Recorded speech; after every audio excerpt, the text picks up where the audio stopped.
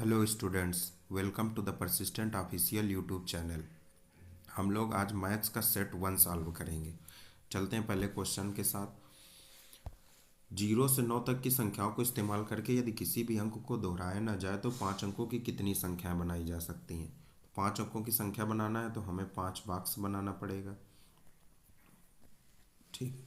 अब ये बोला गया 0 से 9 तक की संख्याओं का इस्तेमाल करना है, तो 0 से 9 तक की संख्याएं हम लोग अगर काउंट करेंगे तो 0 1 2 3 4 5 6 7 8 9, तो आ जाएंगी 10 संख्याएं। लेकिन हम लोगों को 5 अंकों की संख्या बनानी है तो पहले स्थान पे हम लोग 0 का यूज नहीं कर सकते हैं, क्योंकि अगर 0 का यूज कर दिया तो वो संख्या 4 अंकों की हो जाएगी। तो पहले स्थान पे हम लोग 10 पूरी संख्या नहीं डाल सकते, 0 को हटाना पड़ेगा। तो हमारे पास संख्या कितनी बची? 9। पहले स्थान पे 9 डालेंगे। लेकिन क्वेश्चन ने यह भी बोला है कि किसी भी अंक को दोहराया ना जाए, तो अगली बार हमारे पास यहाँ पे एक अंक कम होके 8 आता, लेकिन हम अब 0 का इस्तेमाल कर सकते हैं, तो हम उसको 0 को भी लेंगे तो 9 हो गया। फिर रिपीटिशन नहीं करना है तो फिर 8 आ गया। फिर रिपीटिशन नहीं करना है तो 7 आ गया। फिर भी लास्ट में भी नहीं दोहराना है, आ गया। अच्छा, अब इनको मल्टीप्लाई कर लेते हैं, हमारी संख्याएं मालूम चल जाएंगी। 9 9 8 7 6। अब हमको इनको पूरा मल्टीप्लाई भी नहीं करना है, क्योंकि हमारे आंसर पे सबके यूनिट डिजिट अलग अलग है। तो हम लोग यूनिट डिजिट से इसको देख लेते हैं। 7 छंग 42 2 आया, 2 अट्ठे 16 6 आया, 6 नाम 54 4 आया, और 9 चौको 36 6 आया। तो लास्ट में आएगा यूनिट डिजिट 6। तो हमारे ए पे है, तो यही हमारा करेक्ट आंसर हो जाएगा। अब देखते हैं 10 18 14 और 26 से क्या घटाना चाहिए कि परिणामी संख्या अनुपातिक हो जाए। तो 10 और 18 ऐसे लिख लेते हैं, 14 और 26 लिख लिया। अब हम देखते हैं 14 में 10 घटा के कितना है? 4। 26 में 18 घटाएंगे कितना आया? 8। कैंसिल करेंगे 1/2 आया। अब हमारा गैप कितने का है? यहाँ पे 1 का। यहाँ पे कितने का गैप है? 8 का। तो हमारा जो ये घटा के आया 1/2, इस पे हम लोग गैप सेम, बिल्कुल सेम कर देंगे, 8 का कर देंगे। तो इस पे 8 का हमने मल्टीप्लाई कर दिया, तो ये आ गया 8/16। अब हम 10 और 8 में चेक करते हैं। देखिए 10 में 8 घटाएंगे कितना आया? 2। तो हमें इस अनुपातिक बनाने के लिए इन संख्याओं को हमें 2 इससे घटाना पड़ेगा। इसका करेक्ट आंसर 2 हो जाए। हालांकि इसका दूसरा भी तरीका है करने का। जैसे बेसिक से आप कर सकते हैं कि 10 माइनस यक्स बटे 18 माइनस यक्स बराबर 14 माइनस यक्स बटे 26 माइनस यक्स। या तो आप ऐसे सॉल्व कर लें, तब भी यक्स का मान निकल आएगा, लेकिन वो बहुत लंबा हो जाएगा। तो ये वाला बेटर अप्रोच है, फर्स्ट वाला। सेकंड वाला जब नहीं आ रहा है आपको तो इससे चले जाइए, लेकिन बेटर अप्रोच फर्स्ट वाला ही है। 80 लीटर का एक मिश्रण बनाने के लिए टीना 3 और 2 के अनुपात में दूध और पानी मिलाती है। तो दूध और पानी का अनुपात दिया हुआ है, तो मिल्क ले लिख लेते हैं, और वाटर कितना है? 3:2 के अनुपात में है। उसे कितना पानी मिलाना चाहिए ताकि दूध और पानी का अनुपात 2 और 3 हो जाए? दूध 2 और पानी 3 हो जाए। हमें मिलाना है वाटर, मतलब इस पे इंक्रीमेंट करना है। यक्स का मान लिया हमने मिलाया, लेकिन हमारा दूध की मात्रा सेम रहेगी, जितनी पहले थी अब भी रहेगी। तो हमें 3 और 2 को बराबर कर लेते हैं। 3 2, यहाँ पे 3 और 2 का जब बराबर करेंगे तो इसमें हम लोग 2 का मल्टीप्लाई कर दें, इसमें हम लोग 3 का मल्टीप्लाई कर दें, तो हमारा बराबर आ जाएगा। दूध देखिए ये 6 हो जाएगा, और यहाँ पे 4 आ जाएगा, यहाँ पे 6 हो जाएगा, और यहाँ पे 9 आ जाएगा। हमारा इंक्रीमेंट कितने का हुआ? 5 यूनिट का। और क्वेश्चन में 6 और 4 10 यूनिट की वैल्यू पहले से ही बता रखी है कि 80 लीटर है उसके पास। तो 10 यूनिट की वैल्यू 80 लीटर है, तो 5 यूनिट की वैल्यू कितनी आ जाएगी? 40 लीटर। हमारा सी आंसर सही हो जाएगा। अब निम्नलिखित युग्मों से कौन सा सहअभाज्य है? सहअभाज्य चेक करने के लिए ये देखते हैं कि जैसे दो संख्याएं हैं, जैसे मान लिया 1 और 2, तो इस पे हमारा इसका गुणनखंड करेंगे तो 1 आ गया, इसका गुणनखंड करेंगे तो 1 और 2 आ गया। तो इसमें केवल 1 और 1, ये दोनों ही केवल संख्याएं मिल पा रही हैं गुणनखंड में। तो ये भी दोनों संख्याएं सहअभाज्य हैं। ऐसे ही हम इनको चेक करते हैं। जैसे 156 और 126 को चेक करेंगे तो एक तो आएगा ही आएगा, और इसके साथ इसके गुणनखंड में 2 आएगा, इसमें भी एक आएगा और इसमें 2 आएगा, आगे और भी आएंगे, लेकिन इसमें हमारी 2 संख्याएं मिल गई, तो ये हमारा सहअभाज्य नहीं है। अब हम चौथे नंबर को देखते हैं, 18 और 35 को। 18 और 35 में चेक करते हैं तो 18 का पहले चेक करें तो 1 आ गया, 2 आ गया, 3 आ गया और 3 आ गया। जब हम 35 का चेक करते हैं तो 1 आ गया, 5 आ गया और 7 आ गया। अब हम इसमें देखते हैं तो केवल 1 और 1 यही केवल गुणनखंड मिल पा रहे हैं, तो ये संख्या सहअभाज्य संख्या हो जाएंगी 18 और 35। करेक्ट आंसर डी आ गया। आगे चलते हैं।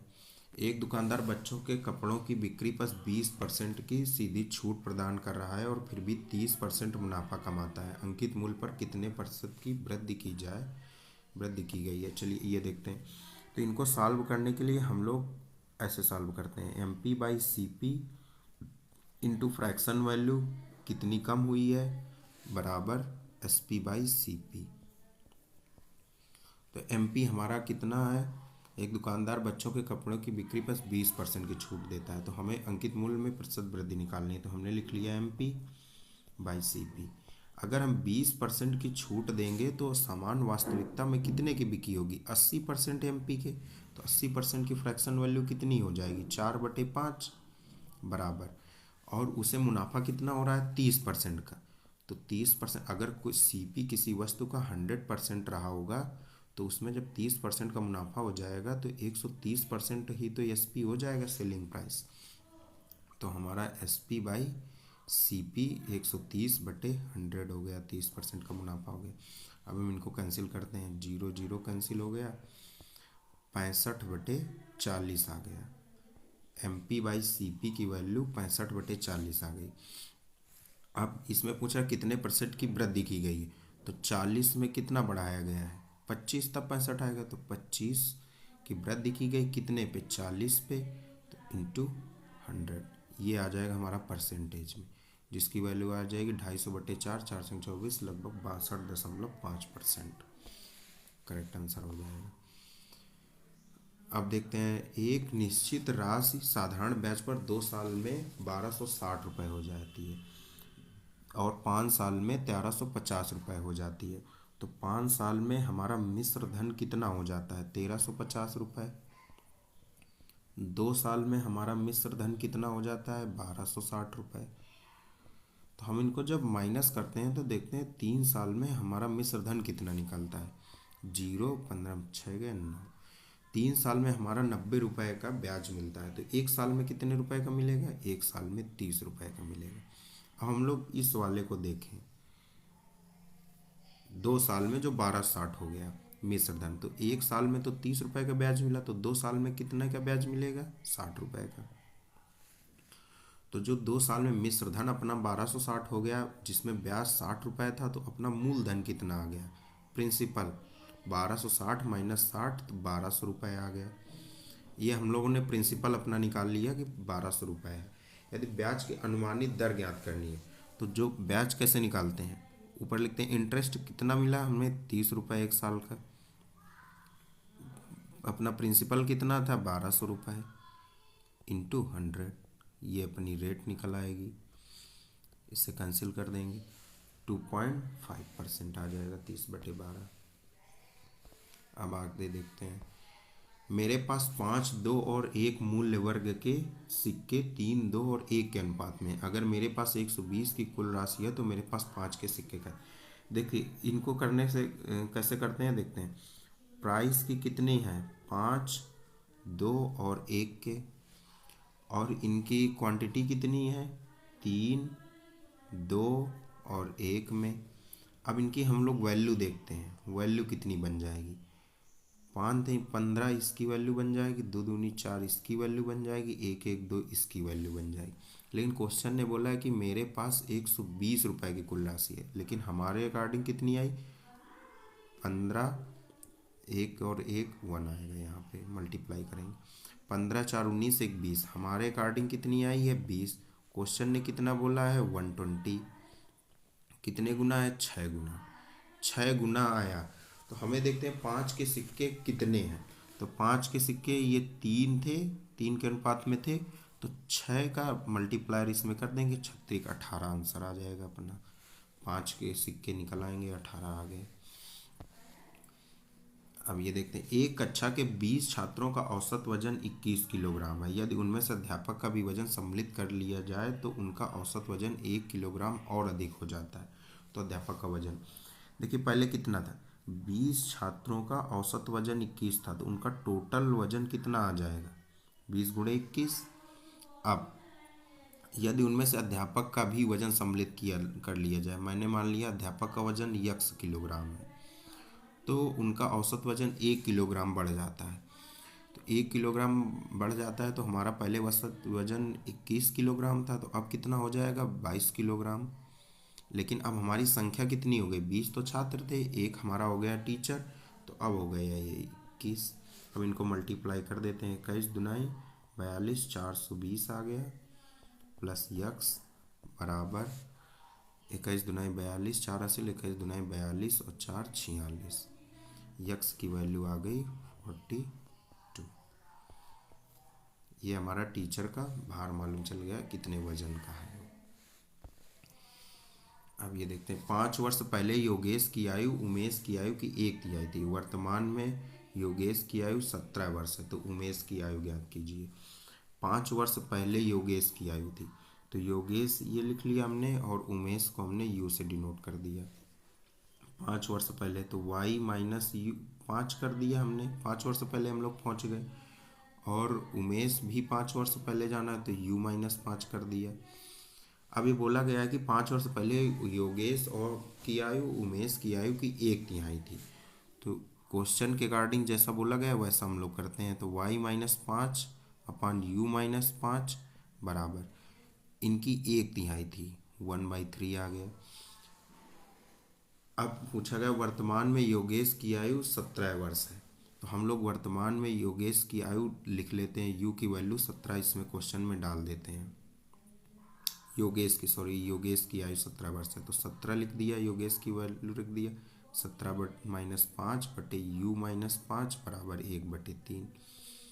अब हम इसको सॉल्व करते हैं, 17 में 5 गया 12, तो u-5 बराबर आ गया 36, बारते हैं 36, तो u की वैल्यू कितनी आ गई 41।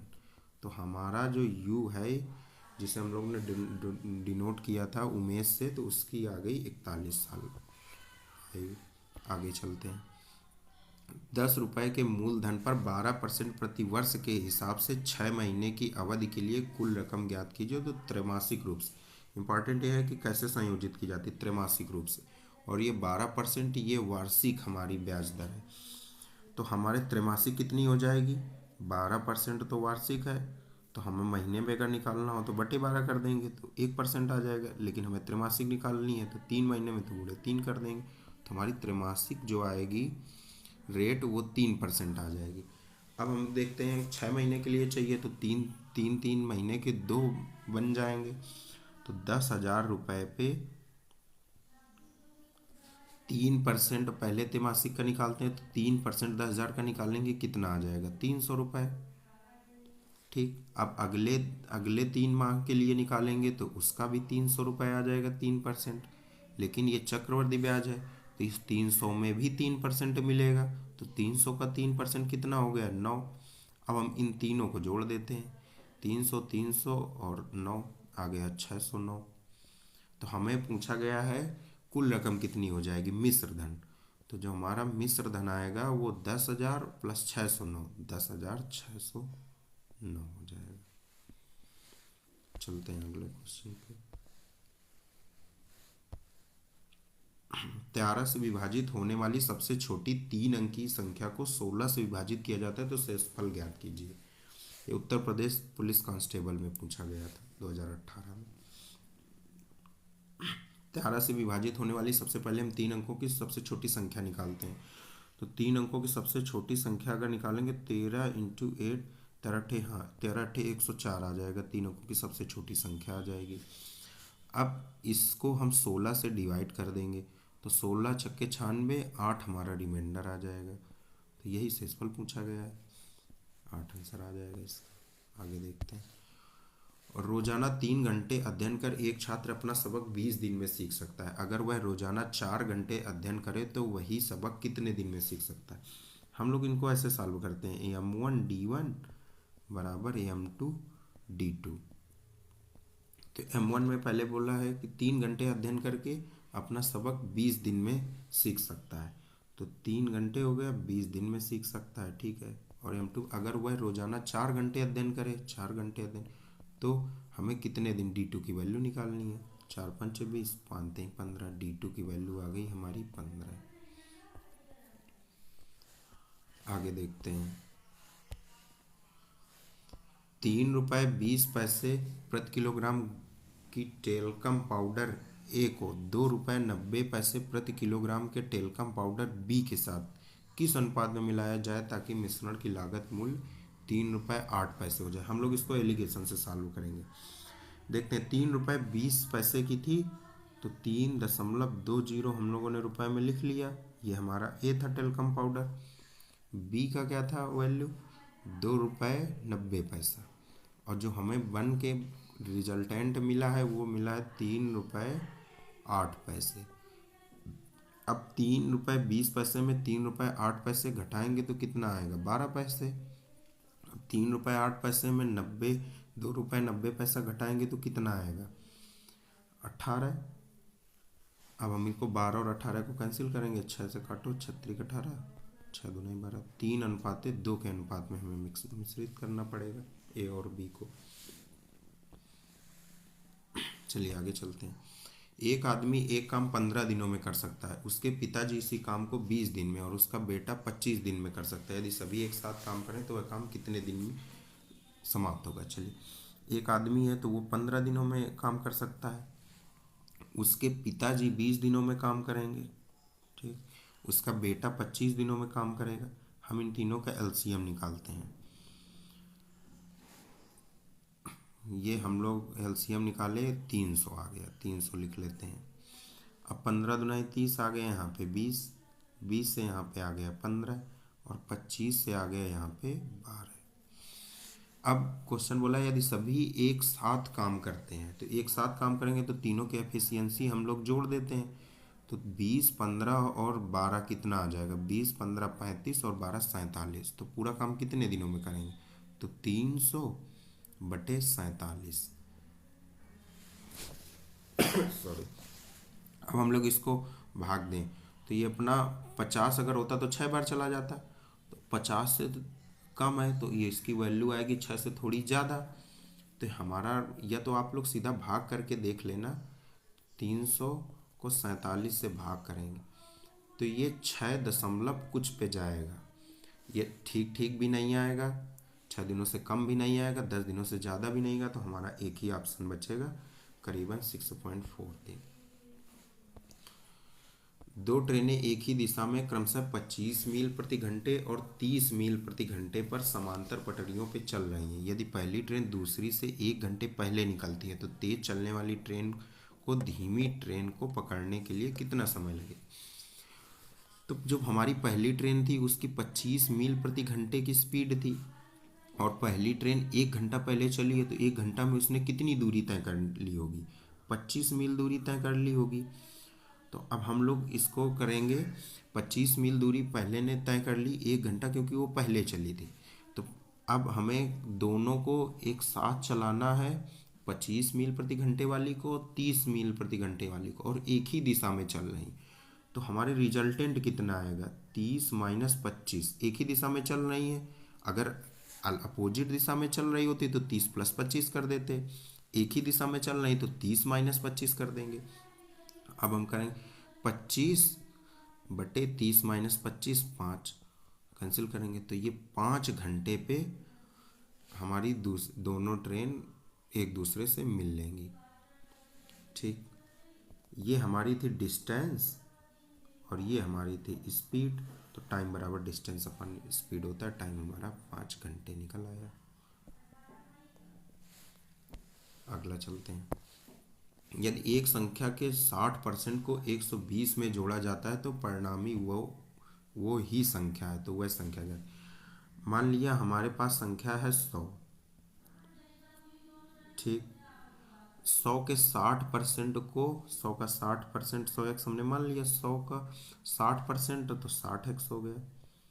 को 120 में जोड़ा जाता है, 120 में हमने जोड़ दिया, तो वही परिणाम, वही संख्या हो जाती है। तो वही संख्या अपनी कितनी थी, 100x। तो इसको करेंगे 40x, इधर आ जाएगा, और इधर हो गया 120। तो यक्स की वैल्यू कितनी आ गई, 3। हमारी संख्या कितनी थी, 100x, तो यक्स की वैल्यू इसमें रख देंगे, 300 आंसर आ गया। आगे चलते हैं। एक दुकानदार ने 20 में 14 की दर से कुछ स्ट्रॉबेरी खरीदे और वह 22 में 8 की दर से उन्हें बेचता है, उससे लाभ प्रतिशत ज्ञात कीजिए। तो 20 में 14 खरीदी, ये अपना प्राइस था, ये क्वांटिटी थी, खरीदी थी उसने, और उसने बेची कितनी है, 22 में 8। लेकिन हम लोग जितनी वस्तु खरीदेंगे उतनी ही वस्तु तो बेचेंगे, तो हम लोग 14 और 8 को बराबर करते हैं, तो इनका एलसीएम निकालते हैं। तो इसमें 4 का मल्टीप्लाई कर दें, 14 चौको 56 आ जाएगा, इसमें 7 का मल्टीप्लाई कर दें, 8 सते 56 हो जाएगा इन दोनों पे। तो ये हमारी इनकी प्राइस कितनी आ जाएगी, 20 चौको 80 आ जाएगी खरीदने के लिए, और जो उसने बेचा है 7 दूनी 14 एक हासिल, 7 दूनी 14 एक 15, 154 पे बेचा है। तो हमें लाभ कितना हुआ, ये हमारा एसपी आ गया, ये हमारा सीपी आ गया। तो 154 में 80 घटाओ कितना आ गया, 74। 8 7 15, 74। कितने का लाभ हुआ, कितने, अपना सीपी कितना था, 80 इंटू 100, ये अपना लाभ निकल आएगा। इससे कैंसिल करेंगे, 2 चौको 8, 2 पंचे 10, 2 दूनी 4, 2 से 37, 37 गुणे 5 करेंगे, 5 सते 35, 3 असील, 5 ते 15 और 3 18/2, 92.5। ये अपना करेक्ट आंसर हो जाएगा। चलिए आगे चलते हैं। किसी खिलौने को 13% की हानि और 11% की लाभ पर विक्रय का अंतर 108 रुपये है। यदि प्राप्त लाभ 12% हो तो खिलौने का विक्रय मूल्य ज्ञात कीजिए। ठीक है, तो 13% की हानि, हमारा सीपी कितना होता है, 100% होता है। किसी वस्तु का सीपी 100% होता है, उसमें 13% की हानि हुई तो अपना एसपी कितना हो गया, 87%। और उस पर अगर 11% का लाभ हो तो अपना एसपी कितना आ जाएगा, 111%। तो क्वेश्चन ने बोला इनका अंतर 108 है, हमारे अकॉर्डिंग इनका 111 में जब 87 घटाएंगे तो कितने परसेंट का अंतर आएगा, 24% का। 24% की वैल्यू क्वेश्चन ने 108 दी है। अब क्वेश्चन ने बोला है यदि प्राप्त लाभ 12% हो, 12% लाभ होने के लिए 100% का अगर सीपी था, 12% हमें लाभ चाहिए, तो एसपी कितना हो जाएगा, 112%। इसी के क्वेश्चन में वैल्यू पूछी गई, तो जो पूछा गया है 112% की वैल्यू, जो अपने को बताया गया 24%, इसकी वैल्यू कितनी है, 108। इनको गुणा गुणा भाग करके हम लोग निकालते हैं,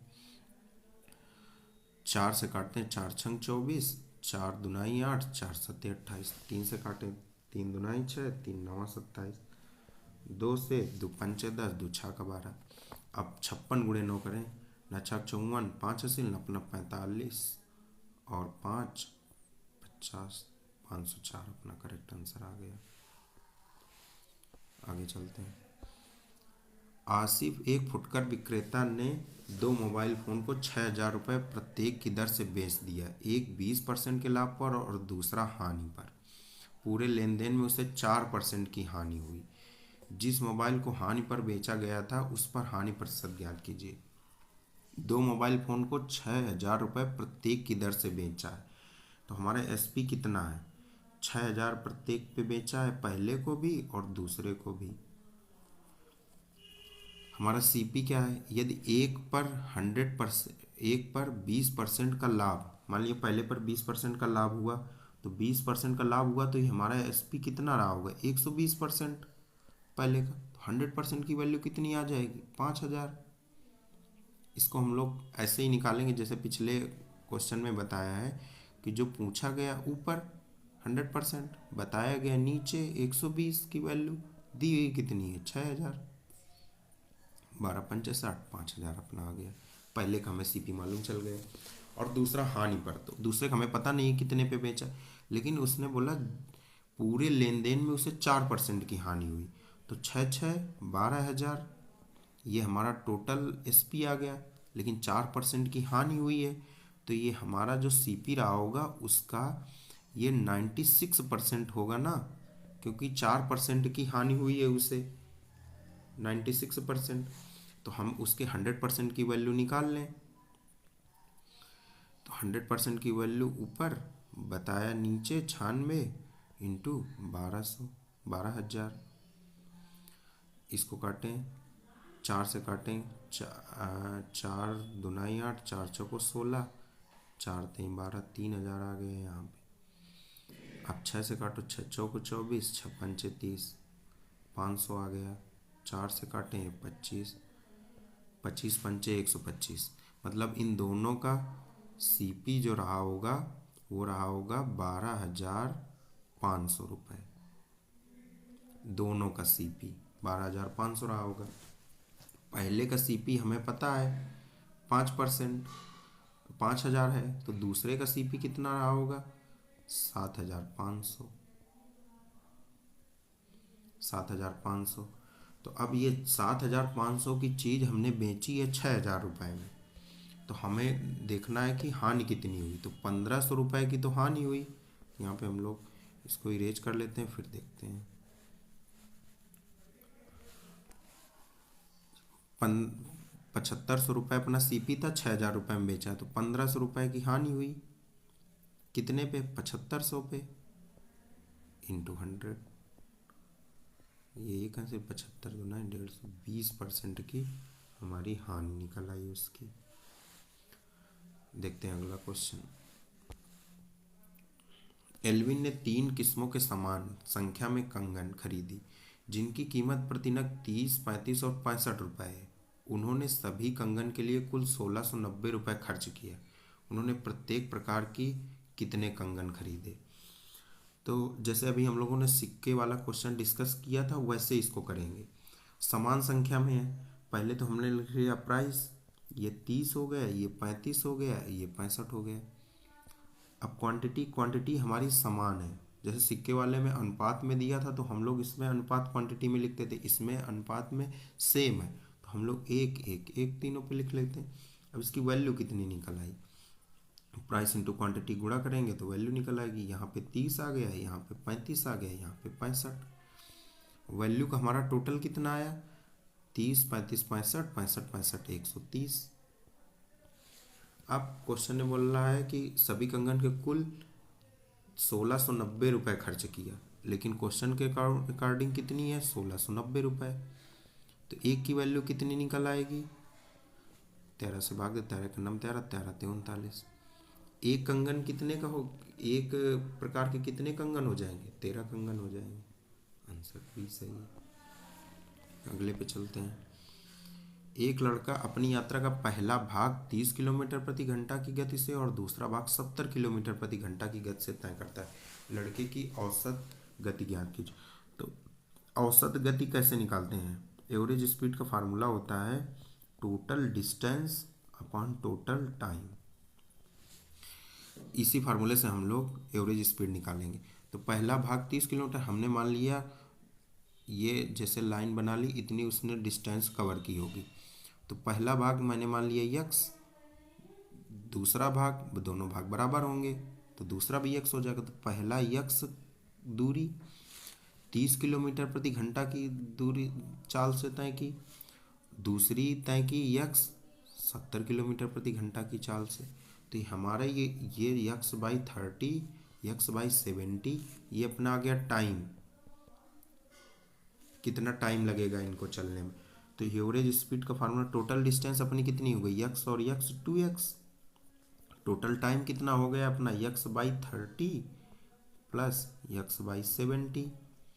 अब हम इनको सॉल्व करेंगे, x x x कैंसिल हो गया, 2 आ गया, नीचे वाले का एलसीएम लेंगे तो 7 त्रिक 21, 210 आ गया, ऊपर लिख दिया, नीचे लिख लेंगे 70 और 30, 100 आ जाएगा नीचे, इससे कैंसिल करेंगे।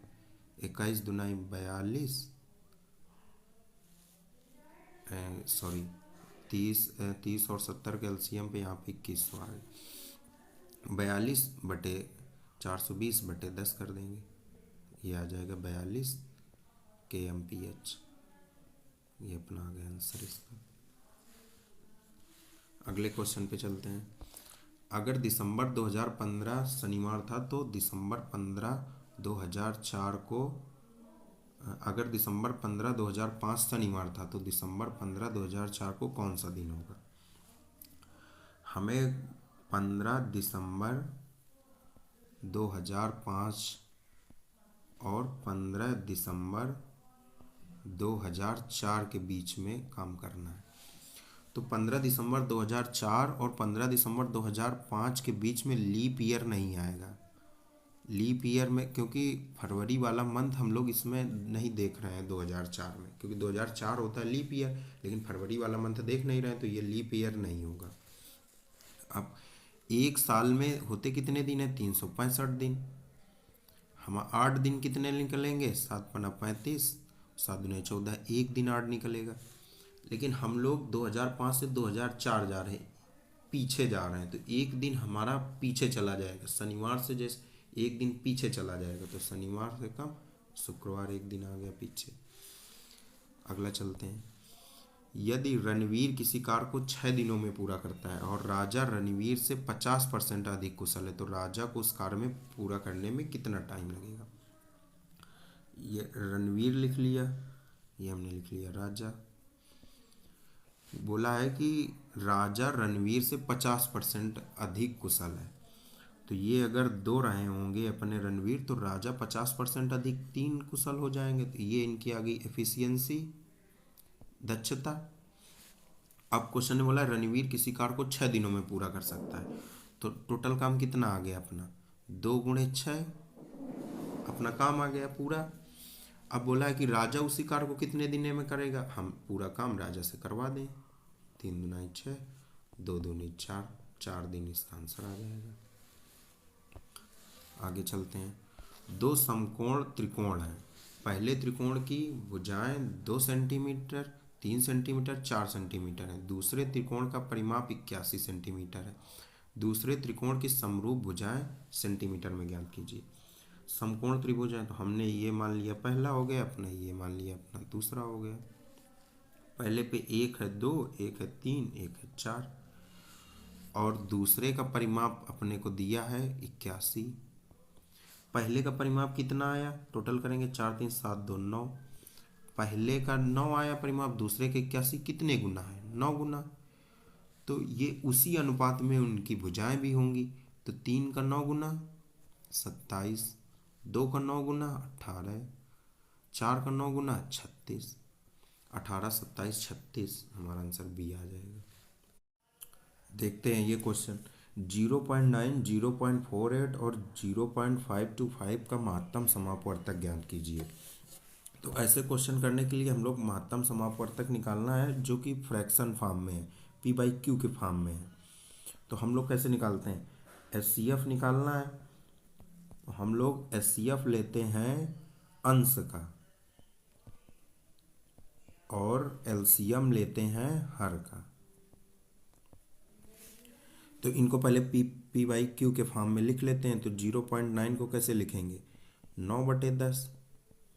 0.48 को लिखेंगे 48/100, 4 से काटेंगे तो 12/25 आ गया। इसको 525/1000 लिखेंगे। इसको हम लोग 25 से काटें, 25 दूनी 50, 25 से करना 25 और 25 चौको 100, 21/40। अब हम लोग HCF हर का HCF लिखते हैं अंश का। तो अंश का HCF लेंगे 9, 12 और 21 का। HCF कितना आएगा महत्तम समापवर्तक, 3 3 9, 3 चौको 12, 3 7 21, 3 आ जाएगा। और LCM लेते हैं हर का, 10, 25 और 40। इसका LCM कितना आ जाएगा, 25 8 200, हाँ 200 आ गया इसका। तो 3/200 हमारा आ गया HCF दी हुई संख्याओं का, 3/200, सी करेक्ट आंसर। अगले पे चलते हैं। किसी वृत्त के व्यास को दुगुना किया गया, उसका क्षेत्रफल कितना बढ़ जाएगा। तो हमारा क्षेत्रफल देखना है ना, तो क्षेत्रफल कैसा होता है, πr² पे वर्क करता है। एरिया। पाई तो कांस्टेंट होता है, तो ए सीधा अनुक्रमानुपाती आर स्क्वायर के हो जाएगा। अब किसी वृत्त के व्यास को दोगुना किया जाता है, तो व्यास दोगुना किया गया तो त्रिज्या भी दोगुना हो जाएगी। त्रिज्या दोगुना हो गई तो एरिया कितना हो जाएगा, इसके स्क्वायर पे इम्पैक्ट डालेगा, तो दो दूनी चार, चार गुना हो जाएगा आंसर। 24 नंबर अपना क्वेश्चन हो गया।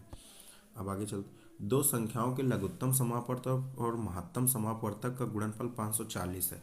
अगर उनमें से एक संख्या 60 है तो दूसरी संख्या ज्ञात कीजिए। तो एस सी एफ फार्मूला क्या होता है, S C F into L C M बराबर first number into second number. अब दो संख्याओं के लघुत्तम समापवर्तक और महत्तम समापवर्तक गुणनफल 540 दिया, इसकी वैल्यू 540 दी हुई है क्वेश्चन में। पहली संख्या हमें दी हुई है 60, तो दूसरी संख्या निकल आएगी अपनी 0 0 6 54, दूसरी संख्या आ गई हमारी 9। आगे चलते हैं। एक बैंक में अधिकारियों का औसत वेतन 30,000 है और क्लर्कों का औसत वेतन 20,000 है। अधिकारियों और क्लर्कों दोनों का मिलाकर औसत वेतन 26,000 है। बैंक में कितने क्लर्क अगर बैंक में अधिकारियों और क्लर्कों की कुल संख्या 125 है। ठीक, कुल संख्या 125। हमारे पास अधिकारियों का वेतन दिया है, क्लर्कों का वेतन दिया और दोनों का मिलाकर औसत वेतन दिया हुआ। हम लोग एलिगेशन से करेंगे, तो देखते हैं अधिकारियों का 30,000 हो गया, क्लर्कों का 20,000 हो गया। उनका औसत वेतन कितना हो गया, 26,000। एलिगेशन लगाएंगे तो 30,000 में 26,000 घटाया 4,000 इधर आ गया, 26,000 में 20,000 घटाया 6,000 इधर आ गया। 3 और 2 के अनुपात में आ गए, मतलब 3 ये अपने अधिकारी थे, ये अपने क्लर्क वाली थी, तो 3 और 2 के अनुपात में आ जाएंगे। और क्वेश्चन ने दिया है कि अगर बैंक में अधिकारियों और क्लर्कों की कुल संख्या 125 है, मतलब 3 और 2 5, 5 की वैल्यू क्वेश्चन ने 125 दी है। अब पूछा क्या, बैंक में कितने क्लर्क हैं। क्लर्क अपने 2 थे, 5 यूनिट की वैल्यू 125 दी, तो 1 यूनिट की वैल्यू आ गई 25, तो 2 यूनिट की वैल्यू 50। C correct option. अगले पे चलते हैं। एक राशि को जब वार्षिक चक्रवृद्धि ब्याज की एक निश्चित दर पर निवेश किया जाता है तो 2 साल बाद परिपक्व होने पर निवेशित राशि का 1.21 गुना हो जाती है। वार्षिक चक्रवृद्धि ब्याज की दर क्या है, देखते हैं। कोई 2 साल के लिए है चक्रवृद्धि ब्याज, तो जो 2 साल के लिए है तो 1.21 का हम लोग रूट ले लेंगे। ये कितना आएगा 1.1। 1.1 को फ्रैक्शन में चेंज कर देंगे, 11/10 आ गया। अब 10 से 11 हो गई, एक कितने से 10 से इंटू 100, 10% हमारा आंसर आ गया, करेक्ट आंसर। ऐसे सॉल्व करना है आसानी से इनको। अब लास्ट क्वेश्चन चलते हैं। ये सिंप्लीफिकेशन का क्वेश्चन, जैसे इसको हम लोग बोर्ड मास से सॉल्व करेंगे। बोर्ड मास, पहले हम लोग इस ब्रैकेट को सॉल्व करेंगे, तो ये कितना आ जाएगा 31 माइनस 60/4 15 और 15 गुणे 5 75, ये आ गया। इसको सॉल्व करेंगे, 5 में 1 गया 4, 7 में 3 गया 4, माइनस का आएगा, और ये 30 माइनस 44 हो जाएगा।